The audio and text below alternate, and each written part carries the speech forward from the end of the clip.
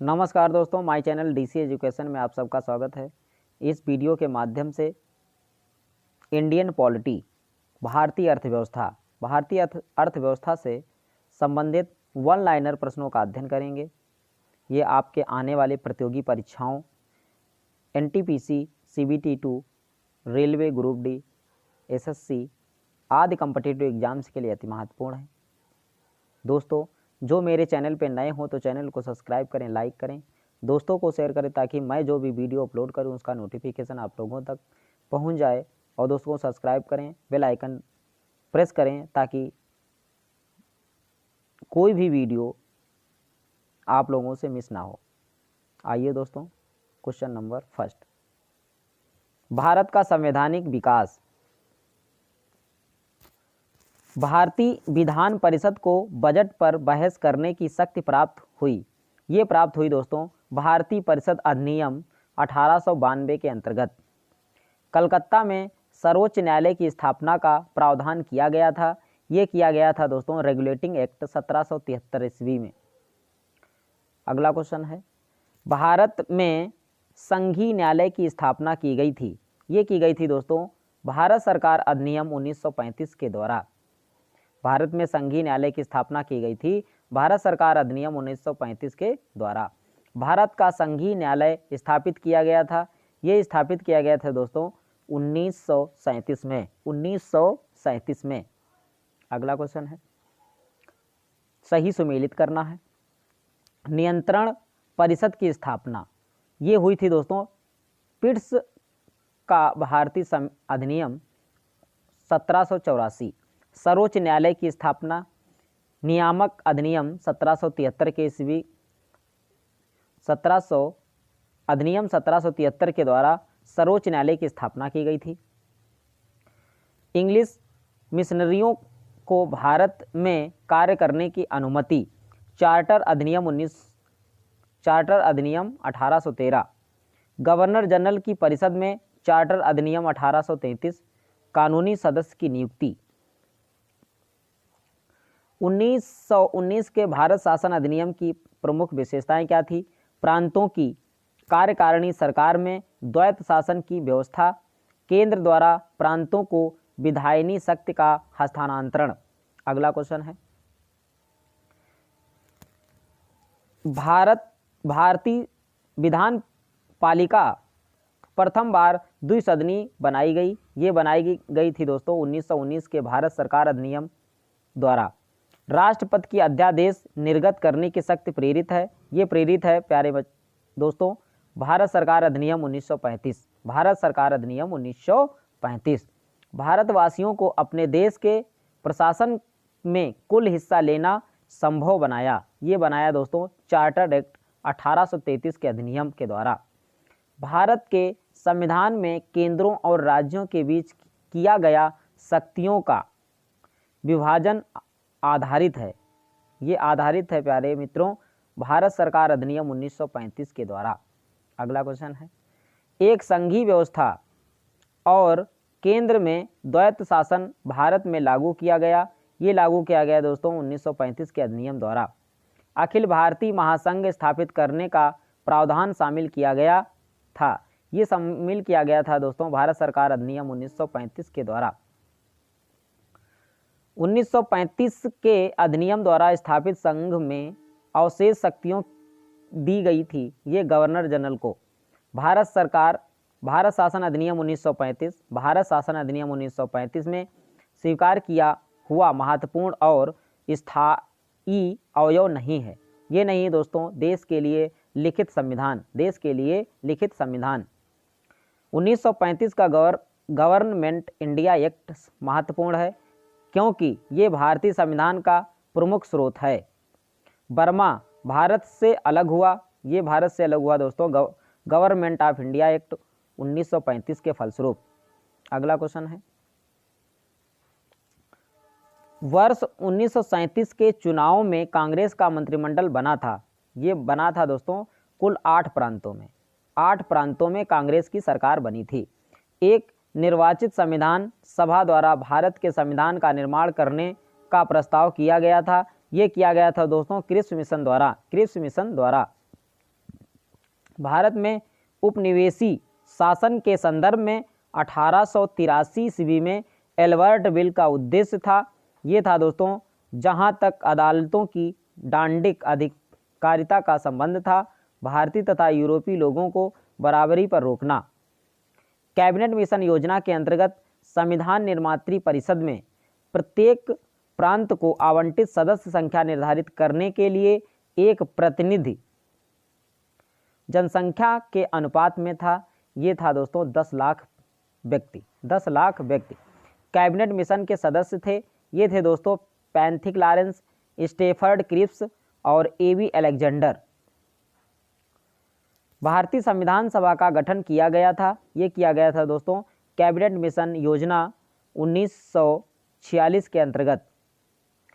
1946 में निर्मित अंतरिम सरकारों में कार्यपालिका परिषद के उप सभापति थे। ये थे दोस्तों पंडित जवाहरलाल नेहरू।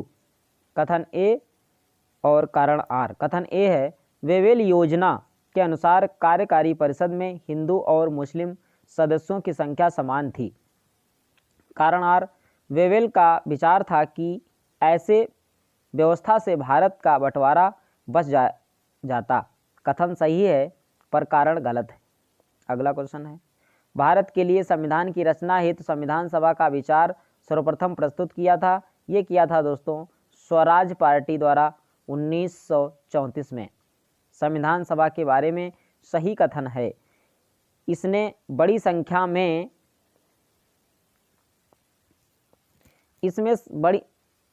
संख्या में समितियों की मदद से काम किया। उनमें से प्रारूप समिति सबसे महत्वपूर्ण थी। प्रारूप समिति सबसे महत्वपूर्ण थी।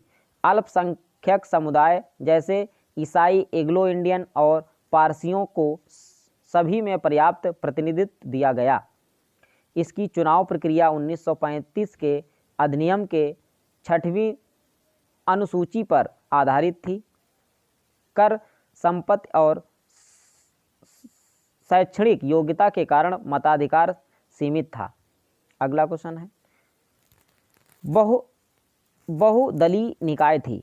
भारत के संविधान का प्रारूप तैयार करने वाली संविधान सभा के सदस्यों को विभिन्न प्रांतों की विधानसभाओं द्वारा चुना गया। विभिन्न प्रांतों की विधानसभाओं द्वारा चुना गया था। संविधान सभा में सदस्यों का चुनाव हुआ था। ये हुआ था दोस्तों प्रांतीय सभाओं द्वारा। प्रांतीय सभाओं द्वारा संविधान सभा की प्रथम बैठक की अध्यक्षता की थी। ये की थी प्यारे मित्रों सच्चिदानंद सिन्हा। डॉक्टर सच्चिदानंद सिन्हा ने संविधान सभा की प्रथम बैठक की अध्यक्षता की थी। अगला क्वेश्चन है, भारत की संविधान निर्मात्री सभा या संविधान सभा के अध्यक्ष थे। भारत संविधान निर्मात्री सभा या संविधान सभा के अध्यक्ष थे। ये थे दोस्तों डॉक्टर राजेंद्र प्रसाद। कौन थे? डॉक्टर राजेंद्र प्रसाद। अगला क्वेश्चन है, भारतीय संविधान सभा की स्थापना की गई। ये की गई थी दोस्तों 9 दिसंबर 1946। भारतीय संविधान सभा की स्थापना 9 दिसंबर 1946 को की गई। भारत की संविधान सभा का प्रथम अधिवेशन शुरू हुआ था। ये शुरू हुआ था दोस्तों 9 दिसंबर 1946। 9 दिसंबर 1946। भारत को एक संविधान देने का प्रस्ताव संविधान सभा द्वारा पारित किया गया था। ये पारित किया गया था दोस्तों 22 जनवरी 1947। 22 जनवरी 1947। संविधान सभा में उद्देश्य प्रस्ताव या प्रस्तावना प्रस्तुत किया गया था। ये किया गया था दोस्तों पंडित जवाहरलाल नेहरू द्वारा। संविधान सभा में उद्देश्य प्रस्ताव या प्रस्तावना प्रस्तुत किया गया था पंडित जवाहरलाल नेहरू के द्वारा। अगला क्वेश्चन है, भारतीय संविधान के निर्माण में संबंधित सही कथन है। पंडित जवाहरलाल नेहरू उद्देश्य प्रस्ताव को जो संविधान सभा द्वारा स्वीकार किया गया था संविधान के निर्माण पर असर था। उद्देशिका बहुत महत्वपूर्ण उद्देश्य की पूर्ति करते थे। संविधान को भारत के लोगों ने आदेशित किया था। अगला क्वेश्चन है, भारतीय संविधान को बनाने हेतु भारतीय संविधान सभा के कुल अधिवेशन हुए थे। कितने हुए थे प्यारे मित्रों? 12 अधिवेशन हुए थे। भारत के संविधान के निर्माण में संविधान सभा को समय लगा ये लगा था दोस्तों 2 वर्ष 11 माह 18 दिन, 2 वर्ष 11 माह 18 दिन। अगला क्वेश्चन है, सही सुमेलन इस प्रकार है, संविधान सभा के पहले उपाध्यक्ष एच.सी. मुखर्जी कौन थे दोस्तों? एच.सी. मुखर्जी। प्रारूप समिति के मूलतः एकमात्र कांग्रेस सदस्य थे। के.एम. मुंशी राजस्थान की रियासतों का प्रतिनिधित्व करने वाले संविधान सभा के सदस्य थे। ये थे दोस्तों वी.टी. कृष्णामचारी। संघ संविधान समिति के अध्यक्ष कौन थे दोस्तों? ये थे जवाहरलाल नेहरू। संविधान सभा की प्रांतीय संविधान समिति का अध्यक्ष था, ये थे दोस्तों सरदार पटेल। भारतीय संविधान सभा की प्रारूप समिति के अध्यक्ष कौन थे? ये थे डॉक्टर बी.आर. अम्बेडकर। प्रारूप समिति के अध्यक्ष कौन थे? Doctor B R. अम्बेडकर। संविधान सभा द्वारा स्थापित मौलिक अधिकारों अल्पसंख्यकों हेतु सलाहकार समिति के अध्यक्ष थे सरदार पटेल। कौन थे दोस्तों? सरदार पटेल। अगला क्वेश्चन है, डॉक्टर बी.आर. अम्बेडकर की अध्यक्षता में संविधान सभा की प्रारूप समितियों में अन्य सदस्य थे। ये थे दोस्तों 6। कितने सदस्य थे? 6। संविधान सभा ने डॉक्टर बी.आर. अम्बेडकर की अध्यक्षता में प्रारूप समिति का गठन किया था। ये किया था दोस्तों 29 अगस्त 1947। भारतीय संविधान के निर्माण के समय संवैधानिक सलाहकार थे। ये थे दोस्तों बी.एन. राव। भारतीय संविधान का प्रथम प्रारूप तैयार किया गया था बी.एन. राव द्वारा। किसके द्वारा तैयार किया गया था? बी.एन. राव के द्वारा। अगला क्वेश्चन है, भारत की संविधान सभा ने राष्ट्रीय ध्वज को सर्वप्रथम स्वीकार किया था। भारत की संविधान सभा ने राष्ट्रीय ध्वज, किसको दोस्तों? राष्ट्रीय ध्वज को सर्वप्रथम कब स्वीकार किया था? ये स्वीकार किया गया था 22 जुलाई 1947 को। 22 जुलाई 1947 को राष्ट्र ध्वज को स्वीकार किया गया था। संविधान निर्मात्री परिषद की झंडा समिति के अध्यक्ष थे। ये थे दोस्तों डॉक्टर राजेंद्र प्रसाद। झंडा समिति के अध्यक्ष कौन थे? डॉक्टर राजेंद्र प्रसाद। भारत का संविधान पूर्ण रूप से तैयार हुआ था। ये तैयार हुआ था दोस्तों 26 नवंबर 1949 को। 26 नवंबर 1949 को। भारतीय संविधान लागू हुआ था 26 जनवरी 1950 को। कुछ संविधान 26 नवंबर 1949 को ही लागू हो गए थे और बाकी 26 जनवरी 1950 को लागू किए गए थे पूर्णतया। संविधान को 26 जनवरी के दिन लागू करने का निर्णय इसलिए किया गया क्योंकि कांग्रेस ने इस तिथि को 1930 में स्वतंत्रता दिवस के रूप में मनाया था। किसके रूप में मनाया था मित्रों? स्वतंत्रता दिवस के रूप में मनाया था। भारतीय संविधान को अपनाया गया था। भारतीय संविधान को कब अपनाया गया था? संवैधानिक सभा द्वारा अपनाया गया था। भारत का सांविधिक अंगीकृत एवं अधिनियमित हुआ था। ये हुआ था दोस्तों 26 नवंबर 1949 को। 26 नवंबर 1949 को बी.आर. अम्बेडकर का संविधान सभा में निर्वाचन हुआ था। बी.आर. अम्बेडकर का संविधान सभा में निर्वाचन हुआ था। ये हुआ था दोस्तों मुंबई प्रेसिडेंसी से। अगला क्वेश्चन है, डॉक्टर बी.आर. अम्बेडकर का जन्म और मृत्यु हुई क्रमशः। इनका जन्म हुआ था डॉक्टर बी.आर. अम्बेडकर का 1891 में। कब हुआ था? डॉक्टर भीमराव अम्बेडकर का जन्म 1891 में हुआ था। इनकी मृत्यु 1956 में हुई थी। कब हुई थी प्यारे मित्रों? 1956 में। जन गण मन को भारत के राष्ट्रगान के रूप में अपनाया गया था। यानी जन गण मन को हमारे भारत के राष्ट्रगान के रूप में कब अपनाया गया था? ये अपनाया गया था मित्रों 1950 में। कब अपनाया गया था? 1950 में। अगला क्वेश्चन है, भारत शासन द्वारा राजकीय चिन्ह स्टेट एम्ब्लेम अंगीकृत एडॉप्ट किया गया था। यानी अंगीकृत कब किया गया था? 26 जनवरी 1950 से। 26 जनवरी 1950 से। अगला क्वेश्चन है, करा तृतीय गोलमेज सम्मेलन के विचार विमर्श की परिणति भारत सरकार अधिनियम 1935 के पारित होने के रूप में हुई। भारत सरकार अधिनियम 1935 ने ब्रिटिश भारत के सूबों और भारतीय रियासतों के एक संघ पर आधारित ऑल इंडिया फेडरेशन के गठन का प्रबंध किया। अगला क्वेश्चन है, कथन ए, भारत का संविधान देश की आवश्यकताओं की पूर्ति करता है। कारण आर, इनको एक ग्रहित संविधान कहा जाता है। ए और आर दोनों सत्य हैं, परंतु आर एक की सही स्पष्टीकरण नहीं करता है। संविधान सभा में वयस्क मताधिकार को 15 वर्ष के लिए स्थगित करने की बात की थी।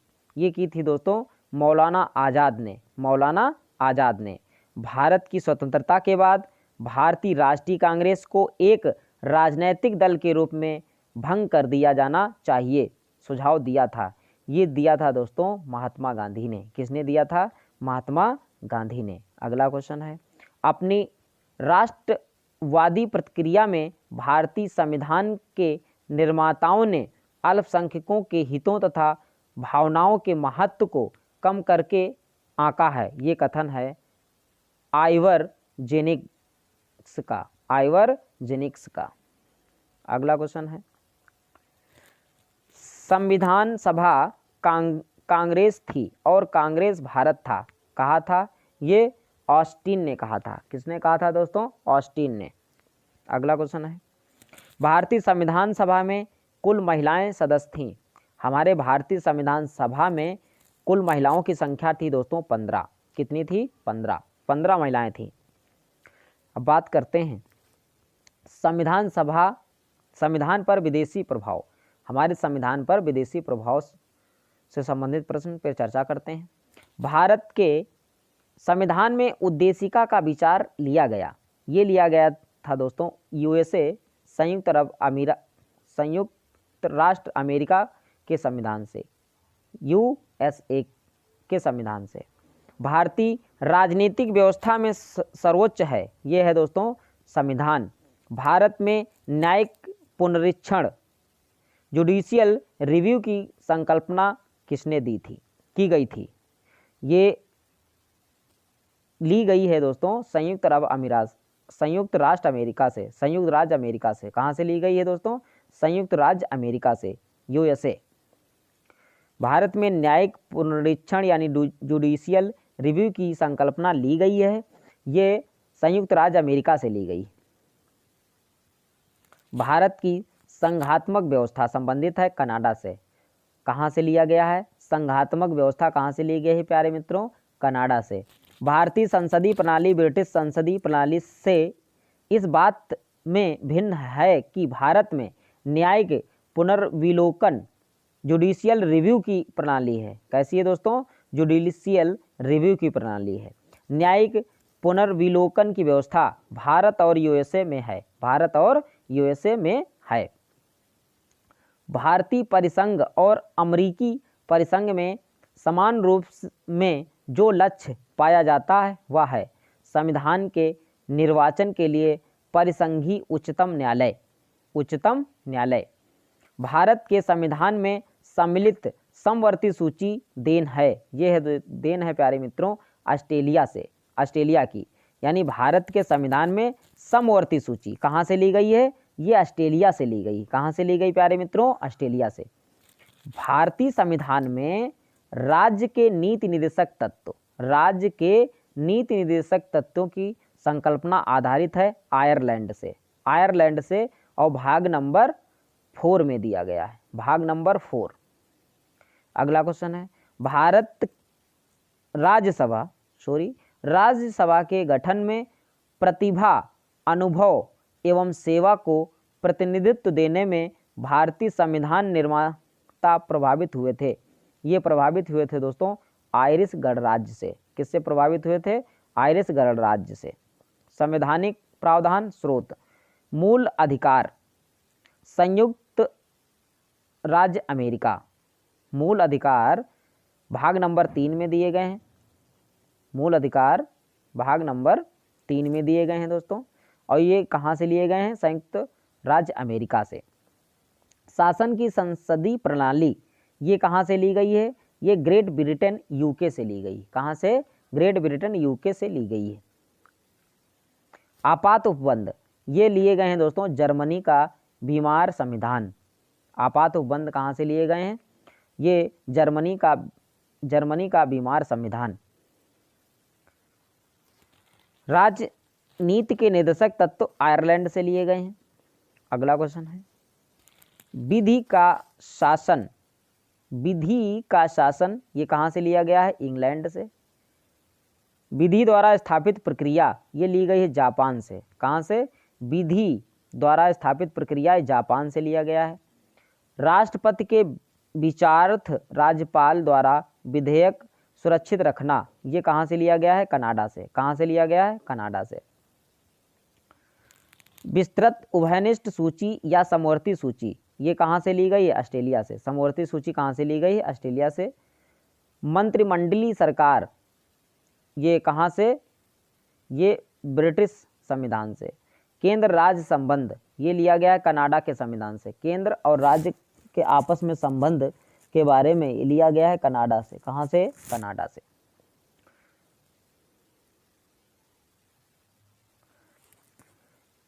भारत राज्यों का संघ है तथा संघ में अधिक शक्ति निहित है ये कहाँ से लिया गया है? कनाडा से। कहाँ से? कनाडा से। अगला क्वेश्चन है भारतीय संविधान में मौलिक कर्तव्यों का विचार लिया गया है ये लिया गया है रूस से। मौलिक कर्तव्यों हमारे मौलिक कर्तव्य कितने हैं दोस्तों? 11 हैं। ये कहाँ से लिए गए हैं? रूस यानी पूर्व सोवियत संघ के संविधान से। कथन ए है भारत का संविधान सबसे अधिक लंबा हो गया है। कारण आर मौलिक अधिकारों का अध्याय अमेरिकन संविधान के मॉडल से लिया गया है। ए और आर दोनों सही हैं परंतु आर एक की सही व्याख्या नहीं करता है। भारतीय संविधान में सन्निहित मूल अधिकारों की अवधारणा ग्रहण की गई है ये की गई है दोस्तों संयुक्त राज्य अमेरिका के संविधान से। लिखित संविधान का प्रारंभ हुआ ये हुआ है दोस्तों अमेरिका से। संविधान में अनुच्छेद और अनुसूचियां भारतीय संविधान में 400 से अधिक आर्टिकल्स यानी अनुच्छेद हैं। 400 से अधिक। भारतीय संविधान में आरंभ में अनुच्छेद कितने थे? 395। कितने? 395। भारतीय संविधान में कुल अनुसूचियां कितनी हैं? 12। प्रारंभ में 8 अनुसूचियां थीं। अगला क्वेश्चन है भारत के संविधान में 9वीं और 10वीं और 11वीं और 12वीं अनुसूचियों को संविधान संशोधन अधिनियम द्वारा जोड़ा गया है। किसके द्वारा जोड़ा गया है दोस्तों? अनुसूचियों को संविधान संशोधन द्वारा जोड़ा गया है। भारतीय संविधान को विभाजित किया गया। भारतीय संविधान को कितने भागों में विभाजित किया गया है? ये 22 भागों में विभाजित किया गया है। कितने भाग हैं प्यारे मित्रों? 22 भाग हैं हमारे संविधान में। नागरिकता से संबंधित प्रावधान संविधान के जिस भाग में है वह है भाग नंबर 2। भाग नंबर 2 यानी भाग नंबर 2 में है नागरिकता से संबंधित प्रावधान। अगला क्वेश्चन है नागरिकता है संविधान भाग नंबर 2। मौलिक अधिकार भाग नंबर 3। मौलिक अधिकार किसमें दिए गए हैं दोस्तों? भाग नंबर 3। राज्य यानी राज्य संविधान का भाग 4 में दिया गया है। राज्य 4 नहीं 6 में, भाग नंबर 6 में। अगला क्वेश्चन है सूची फर्स्ट को सूची सेकंड से मिलाना है। नए राज्यों का गठन भारतीय संविधान का अनुच्छेद नंबर 3। नागरिकता संबंधित है दोस्तों भाग नंबर 2। मौलिक अधिकार भारतीय संविधान का भाग नंबर 3। प्रशासनिक अधिकार की स्थापना भारतीय संविधान का अनुच्छेद 323(1) के अंतर्गत। हमारे संविधान का वह भाग जिसमें 3 सोपानों में पंचायतें बनाने की परिकल्पना की गई है ये की गई है दोस्तों भाग 9 में। किसमें की गई थी? भाग 9 में 3 सोपानों पंचायत रियासतें बनाने की परिकल्पना भाग नंबर 9 में दी है। संघ और राज्यों के बीच विधायी संबंध के बारे में उल्लेख है भारतीय संविधान के भाग 11 और अध्याय फर्स्ट में। अगला क्वेश्चन है, भारतीय संविधान की अनुसूचियों में से वह अनुसूची जो राज्य के नामों की सूची तथा उनके राज्य क्षेत्रों का ब्यौरा देती है, ये है पहली। भारत के संविधान की चौथी अनुसूची विवेचित करती है, ये करती है दोस्तों राज्यसभा में स्थानों के आवंटन को। अगला क्वेश्चन है,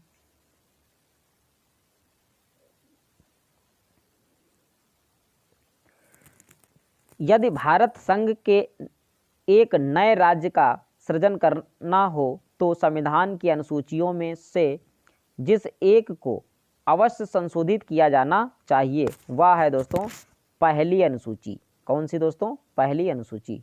अगला क्वेश्चन है, सूची फर्स्ट को सूची सेकंड से मिलाना है। चतुर्थ, राज्यसभा में स्थानों का आवंटन, राज्यसभा में स्थानों का आवंटन। षष्ठम, यह है जनजाति क्षेत्र। अष्टम, यह है भाषा। और नवम, भूमि सुधार। चौथी अनुसूची राज्यसभा में स्थानों का आवंटन। छठी अनुसूची यह है दोस्तों जनजाति क्षेत्र से संबंधित। और आठवीं अनुसूची भाषा से संबंधित है। नवीं अनुसूची भूमि सुधार से संबंधित है। अगला क्वेश्चन है, सूची फर्स्ट को सूची सेकंड से मिलाना है। सातवीं अनुसूची, इसमें दिया गया है दोस्तों सातवीं अनुसूची में विधायी शक्तियों का विवरण। आठवीं अनुसूची में भाषाएं दी गई हैं अनुसूची। और नवीं अनुसूची में कुछ अधिनियमों का विधि मान्यकरण। और 10वीं अनुसूची में दल परिवर्तन के आधार पर निर्भरता। राज्य भूमि सुधार अधिनियमों को संवैधानिक सुरक्षा प्रदान करने हेतु सम्मिलित किया गया है। ये 9वीं अनुसूची में सम्मिलित किया गया है। अगला क्वेश्चन है, भारत के संविधान के अंतर्गत आर्थिक योजना का विषय, यह है दोस्तों सामवर्ती सूची। भारत के संविधान के अंतर्गत आर्थिक योजना का विषय है समवर्ती सूची। समवर्ती सूची का विषय है आपराधिक मामले। समवर्ती सूची का विषय है आपराधिक मामले।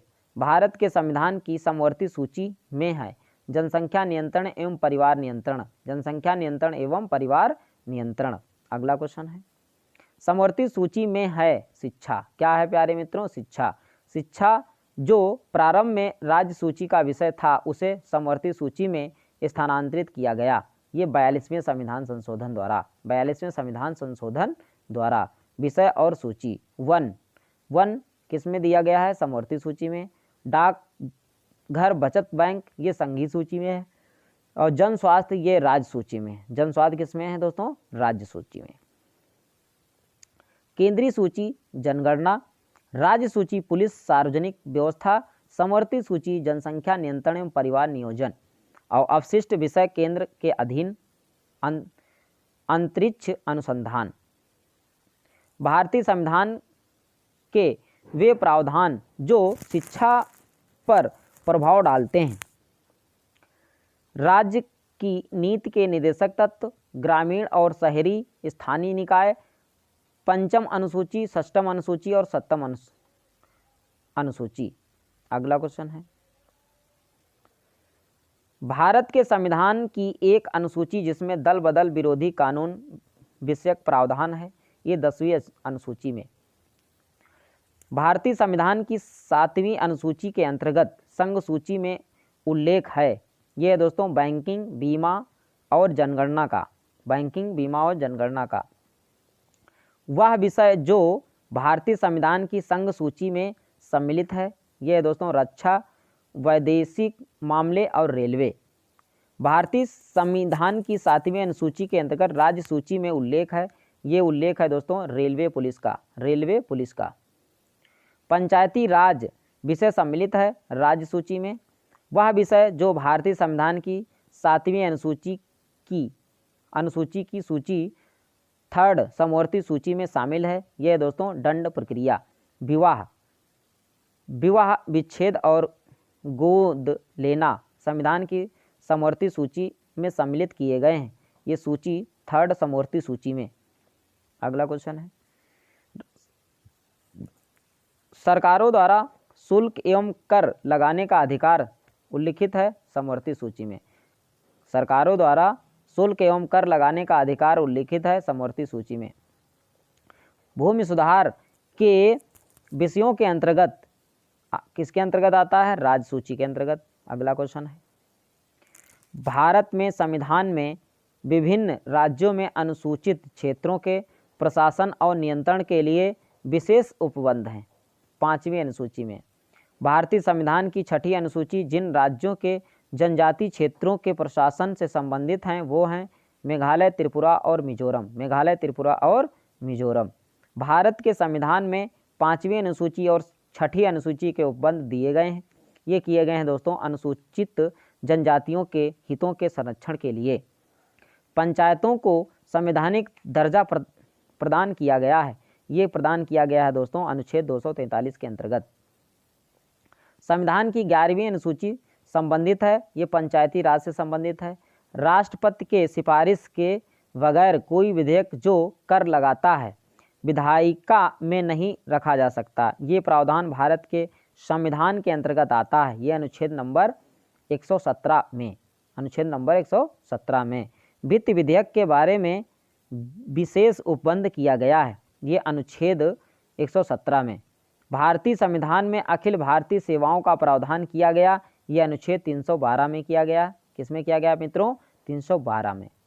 सही सुमेलित करना है। भारत का निर्वाचन आयोग अनुच्छेद नंबर 324 से 29 के अंतर्गत। अनुच्छेद 39A समान न्याय निशुल्क विधिक सहायता, समान न्याय एवं निशुल्क विधिक सहायता। अनुच्छेद नंबर 40 ग्राम पंचायतों का गठन, अनुच्छेद नंबर 40 ग्राम पंचायतों का गठन। अनुच्छेद नंबर 44 समान नागरिक संहिता, समान नागरिक संहिता, अनुच्छेद नंबर 44। अगला क्वेश्चन है, अगला क्वेश्चन है प्यारे मित्रों, सूची फर्स्ट को सूची सेकंड से मिलाना है। अनुच्छेद नंबर 124 इसमें क्या दिया गया है? संघीय न्यायपालिका। अनुच्छेद नंबर 124 में संघीय न्यायपालिका का उल्लेख है। अनुच्छेद नंबर 5 नागरिकता से संबंधित है। अनुच्छेद नंबर 5 से 11 तक नागरिकता। अनुच्छेद 352 आकस्मिक प्रावधान किससे संबंधित है प्यारे मित्रों? आकस्मिक प्रावधान। अनुच्छेद नंबर 245 ये संबंधित है विधायी शक्तियों का वितरण, विधायी शक्तियों का वितरण।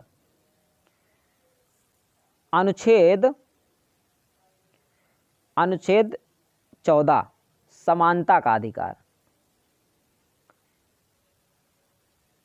मौलिक अधिकार भाग नंबर 3, भाग नंबर 3 मौलिक अधिकार हैं प्यारे मित्रों 12 से 35 तक, 12 से 35 तक। अनुच्छेद नंबर 12 से 35 तक भाग नंबर 3 में मौलिक अधिकारों का उल्लेख है। अनुच्छेद नंबर 14 दोस्तों मौलिक अधिकार के अंतर्गत आता है, ये समानता का अधिकार। अनुच्छेद नंबर 36 और भाग नंबर 4, भाग नंबर 4 से भाग नंबर 4 ये दोस्तों 35 से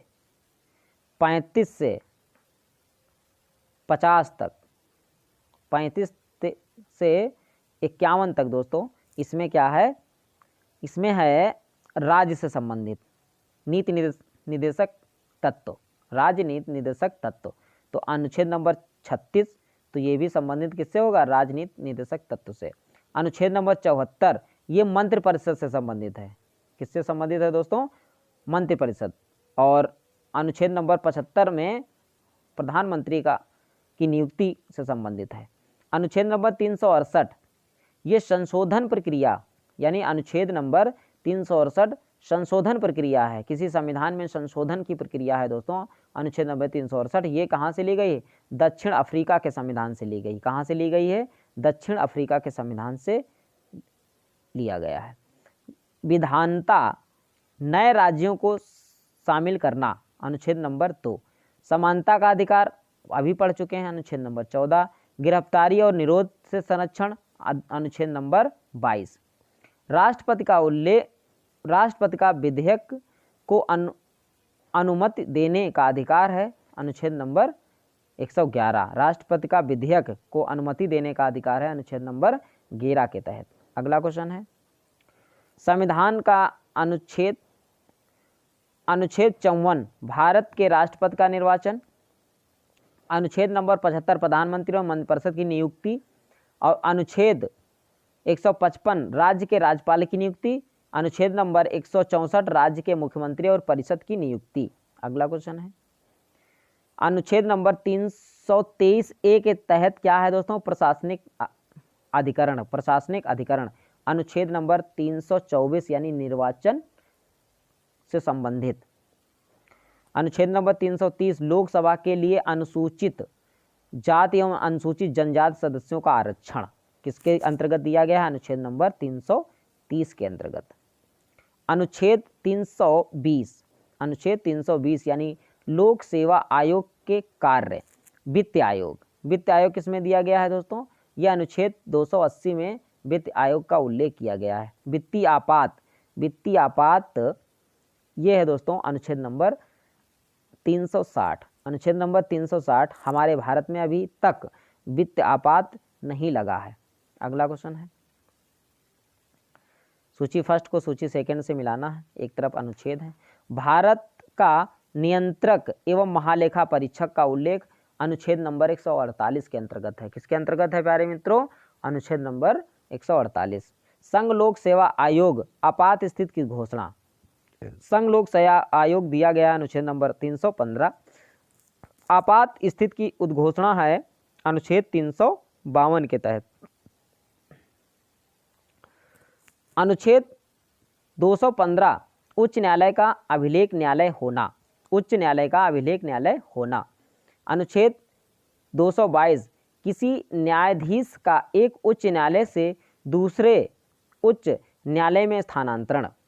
अनुच्छेद 226 विशेष रिट जारी करने की उच्च न्यायालय की शक्ति। अनुच्छेद 227 सभी न्यायालयों के अधीक्षण की उच्च न्यायालय की शक्ति। अगला क्वेश्चन है, सूची फर्स्ट को सूची सेकंड से मिलाना है। अनुच्छेद 76 ये भारत का महान्यायवादी। अनुच्छेद 131 सर्वोच्च न्यायालय का क्षेत्राधिकार। अनुच्छेद 76 भारत का महान्यायवादी और अनुच्छेद 131 के अंतर्गत सर्वोच्च न्यायालय का क्षेत्राधिकार। कार्य करने का अधिकार अनुच्छेद नंबर 41 कार्य करने के लिए सही और मानवीय स्थित अनुच्छेद नंबर 42 के अंतर्गत। बच्चों के लिए मुक्त तथा अनिवार्य शिक्षा अनुच्छेद नंबर 45। सही सुमेलित करना है। भारतीय संविधान का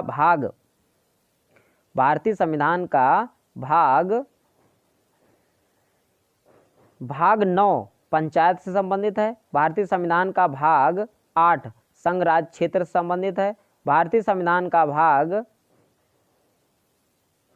4A मूल कर्तव्य से संबंधित है। भारतीय संविधान का भाग 9A नगर पालिका से संबंधित है।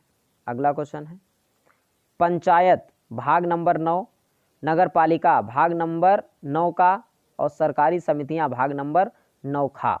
अगला क्वेश्चन है, संविधान का भाग 15 ये निर्वाचन से संबंधित है दोस्तों, भाग नंबर 15। संविधान का भाग नंबर 16 कुछ वर्गों के संबंध में विशेष उपबंध। संविधान का भाग नंबर 17 राजभाषा से संबंधित है। भाग 17 राजभाषा और अनुच्छेद 343 के अंतर्गत भाषा का उल्लेख है।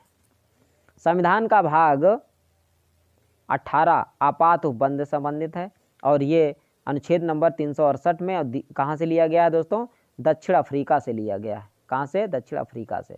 अगला क्वेश्चन है,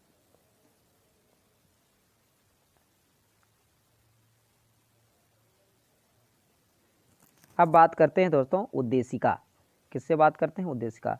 निम्नलिखित अवतरण में हम भारत के लोग भारत को एक संपूर्ण प्रभुत्ता संपन्न समाजवादी पंथ निरपेक्ष लोकतंत्रात्मक गणराज्य बनाने के लिए तथा उसके समस्त नागरिकों को सामाजिक आर्थिक और राजनैतिक न्याय विचार, अभिव्यक्ति, विश्वास और धर्म और उपासना की स्वतंत्रता, प्रतिष्ठा और अवसर की समानता प्राप्त करने के लिए तथा उन सब में व्यक्ति की गरिमा, राष्ट्र की एकता, अखंडता सुनिश्चित करने वाली बंधुता बढ़ाने के लिए दृढ़ संकल्प होकर अपनी इस संविधान सभा में आज यक्ष को इत द्वारा इस संविधान को अंगीकृत अधिनियम और आत्मार्पित करते हैं।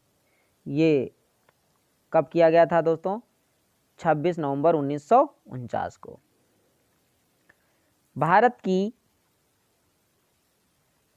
भारतीय गणतंत्र की 26 जनवरी 1950 को सही संवैधानिक वस्तु स्थित जब संविधान लागू किया गया था। ये थी दोस्तों संपूर्ण प्रभुत्व संपन्न लोकतंत्रात्मक गणराज्य। भारत में हमारे राष्ट्र को उल्लेख किया गया, ये भारत तथा इंडिया नाम से, भारत और इंडिया नाम से। भारतीय संविधान की प्रस्तावनाओं के संबंध में भारत का सही क्रम क्या है? सार्वभौमिक, समाजवादी, पंथनिरपेक्ष, प्रजातांत्रिक। सार्वभौमिक, समाजवादी, पंथनिरपेक्ष, प्रजातांत्रिक। 42वें संविधान संशोधन द्वारा प्रस्तावना में जोड़े गए शब्द क्या थे? समाजवादी, पंथनिरपेक्ष, समाजवादी और पंथनिरपेक्ष। भारत में धर्मनिरपेक्ष राज्य वर्णित करता है संविधान की प्रस्तावना। वह शब्द जो 1975 में भारतीय संविधान की प्रस्तावना में सम्मिलित नहीं था, ये अखंडता। भारतीय संविधान की प्रस्तावना में भारत को घोषित किया गया एक सार्वभौम, समाजवादी, धर्मनिरपेक्ष और प्रजातांत्रिक गणराज्य। अगला क्वेश्चन है, संविधान की उद्देशिका के संबंध में सही है। पंडित नेहरू द्वारा प्रस्तुत ऑब्जेक्टिव प्रस्ताव अंतोगत्वा उद्देशिका बना। इसकी प्राकृतिक न्याय योग्य नहीं है। संविधान के विशिष्ट प्रावधानों को ये रद्द नहीं कर सकता।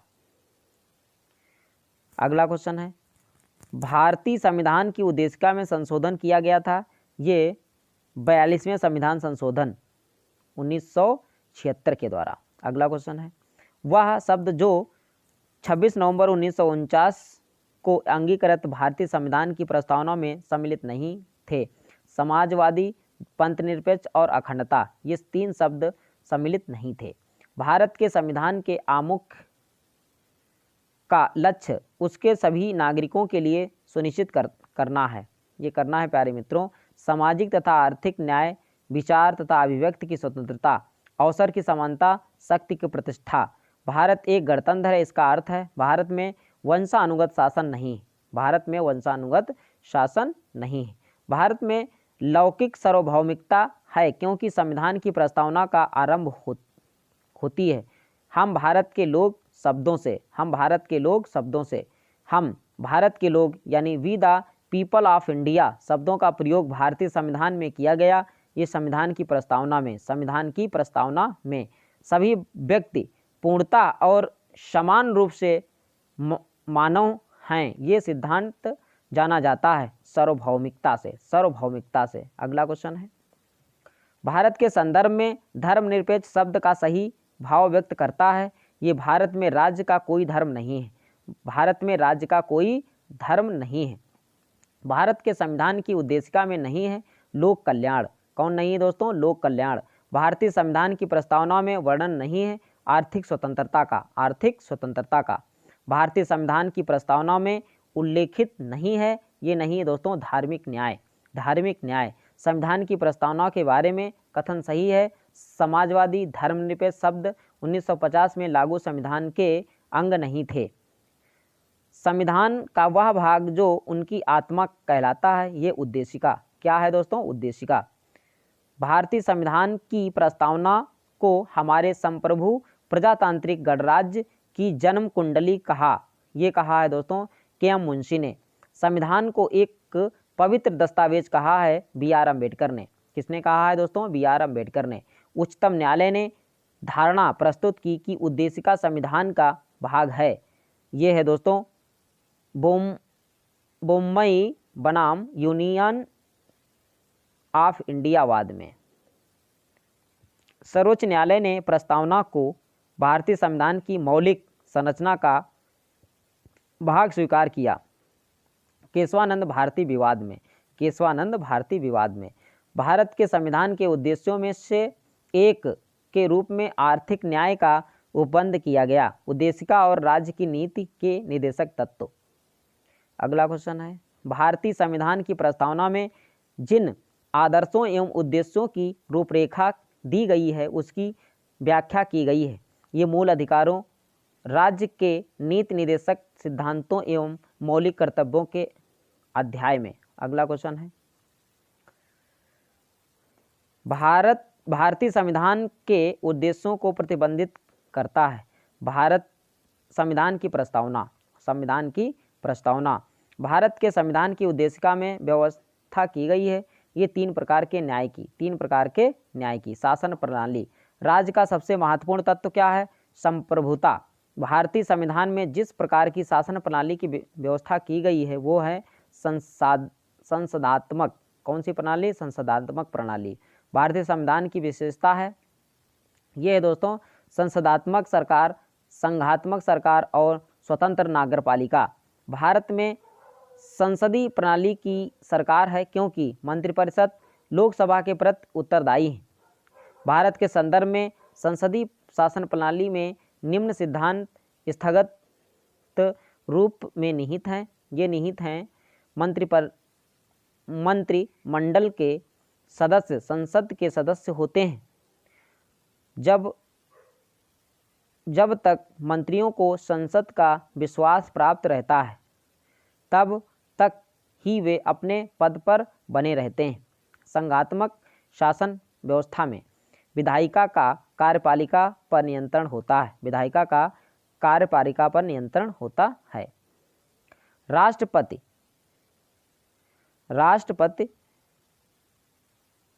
पद्धति में समाप्त कार्यपालिका की शक्तियां निहित होती हैं राष्ट्रपति में। किसमें निहित होती हैं प्यारे मित्रों? राष्ट्रपति में। भारत में राजनीतिक व्यवस्था के मूलभूत लक्षण हैं। ये हैं प्यारे मित्रों,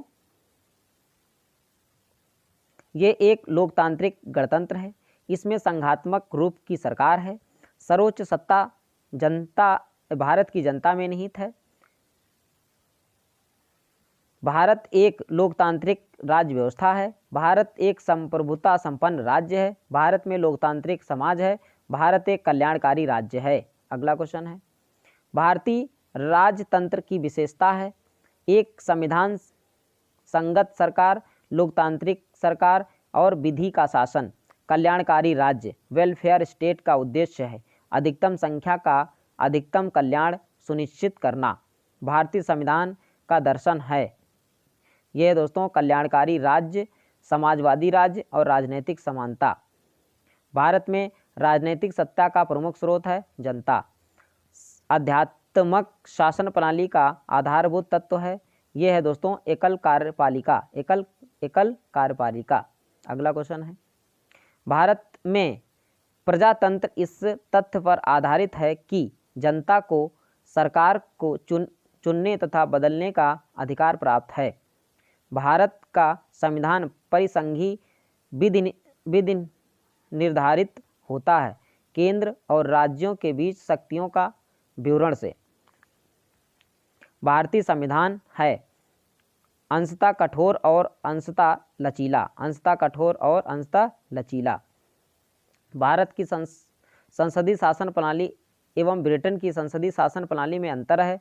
न्यायिक समीक्षा का कथन ए, भारत के संविधान में एक संघीय प्रणाली का प्रावधान है। कारण आर, उसने एक बहुत शक्तिशाली केंद्र की रचना की है। दोनों आर एवं ए और आर सही हैं, परंतु आर ए की सही स्पष्टीकरण नहीं करता है। भारत के संविधान का संघीय लक्षण, केंद्र तथा राज्यों के बीच शक्ति का बंटवारा, पूर्ण रूप से लिखित संविधान, स्वतंत्र न्यायपालिका। भारतीय संघीय व्यवस्था में एकात्मक तत्व, राज्यपालों की नियुक्ति, राज्यसभा में असमान प्रतिनिधित्व, अखिल भारतीय सेवाएं। अगला क्वेश्चन है, भारत में संघीय व्यवस्था से संबंधित सही कथन क्या है? संविधान शासन की मूल संरचना के लिए एक संघीय व्यवस्था की प्रस्तावना करता है तथा एकात्मक झुकाव का उनमें सशक्त मिश्रण है। अगला क्वेश्चन है, कारण ए, भारत का राष्ट्रपति परोक्षता निर्वाचित होता है। कारण आर, भारत में संसदीय प्रणाली को गणतंत्रवाद के साथ जोड़ा गया। दोनों ए और आर सत्य हैं, परंतु आर ए का सही स्पष्टीकरण भी करता है। कथन ए, राजनीतिक दल लोकतंत्र के जीवन रक्त हैं। कारण आर, लोग खराब शासन के लिए सामान्यतः राजनीतिक दलों को कोसते हैं। ए और आर दोनों सही हैं। आर सही स्पष्टीकरण ए का करता है। कथन ए, भारत में संघवादिता व्यवहारिक नहीं है। कारण आर, भारत एक संघीय राज्य नहीं है। ए सही है, परंतु आर गलत है। कथन, भारत की संघात्मक संरचना का मुख्य उद्देश्य इसकी बहुआयामी विविधताओं में से एक राष्ट्र का निर्माण करना और राष्ट्रीय एकता को संरक्षित करना। कारण आर, विविधताओं के सामंजन से एक सशक्त और न कि कमजोर भारतीय राष्ट्रीयता का निर्माण हुआ है। ए और आर दोनों अपने आप में सत्य हैं और आर ए की सही व्याख्या करता है। अगला क्वेश्चन है कथन ए, महिलाएं एवं दलित, निर्धन और अल्पसंख्यक समूह भारत में लोकतंत्र के सबसे बड़े दावेदार हैं। कारण आर, भारत में लोकतंत्र अधिक आत्मसम्मान की कामना का वाहक बनकर उभरा है। दोनों ए और आर सत्य हैं। आर ए का एक मान्य स्पष्टीकरण है। भारतीय संविधान के बृहत होने के कारण हैं। यह संघ तथा राज्य सरकारों का संविधान है। कारण ए, भारतीय संविधान अर्ध संघात्मक है। कारण आर, भारतीय संविधान ना तो संघात्मक है और ना ही एकात्मक है। ए और आर दोनों सही हैं, परंतु ए आर ए की व्याख्या करता है। भारतीय संघवाद को सहकारी संघवाद कहता है। ये कहता है दोस्तों जी ऑस्टिन ने। भारत अर्थ संघात्मक राज्य है कहा है ये केसी वियर ने। किसने कहा है दोस्तों? केसी वियर ने। भारतीय संविधान अधिक कठोर तथा अधिक लचीले के मध्य एक अच्छा संतुलन स्थापित करता है। कथन है केसी वियर का। संविधान को संघात्मक के तंग ढांचे में नहीं ढाला गया। कथन है डॉक्टर बी.आर. अम्बेडकर का। अगला क्वेश्चन है भारतीय राजनीतिक पद्धति के बारे में सही है। धर्मनिरपेक्ष राज्य, संसदीय पद्धति की सरकार और संघीय नीति गणतंत्रीय अवधारणा से संबंधित है। एक राज्य जिसमें जनता सर्वोच्च हो, सर्वोच्च शक्ति निर्वाचित प्रधान में निहित हो। एक ऐसी सरकार जो जनता द्वारा निर्वाचित प्रतिनिधियों की हो। संवैधानिक सरकार वह है जो व्यक्ति की स्वतंत्रता के हित में राज्य की सत्ता पर प्रभावकारी प्रबंध करती है। ये आज का लास्ट क्वेश्चन था दोस्तों। वीडियो पसंद आया तो चैनल को सब्सक्राइब करें, लाइक करें, दोस्तों को शेयर करें ताकि मैं जो भी वीडियो अपलोड करूं उसका नोटिफिकेशन आप लोगों तक पहुंच जाए। अब मिलेंगे नेक्स्ट वीडियो में। जय हिंद।